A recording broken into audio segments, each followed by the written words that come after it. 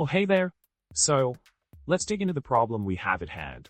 The situation is that we have an array of structures with 3 fields each, measured _ signal _ LVL, BiD, and SiD.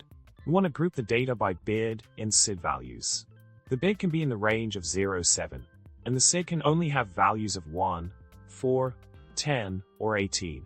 The goal is to have separate groups for each BiD, resulting in 8 distinct groups.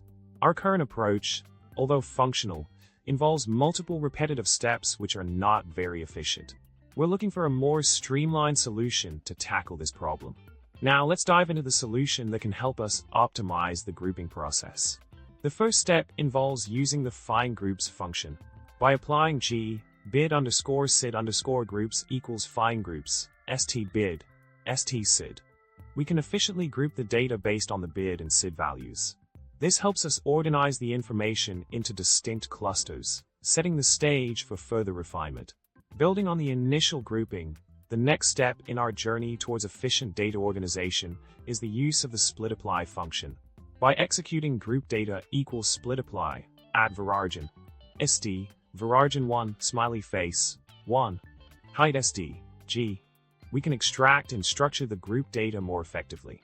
This step lays the groundwork for easy access to specific data points within each group, paving the way for a more organized dataset. Moving forward with our optimization process, we can now focus on accessing and organizing the group data by BiD and SiD values. The code snippet involving BiD _ val equals 0 to 7, SiD _ val equals 1, 4, 10, 18, provides us with a systematic approach to iterate through the group data. By utilizing nested loops to navigate through the different BiD and SiD combinations, we can efficiently access and store the specific data subsets within each group.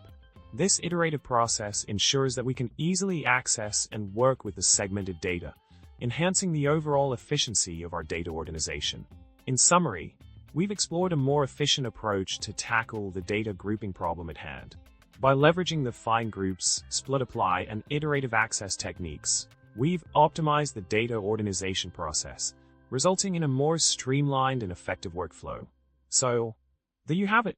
If you found this information helpful, don't forget to like, subscribe, and leave a comment below. Thanks for tuning in. And until next time, happy coding!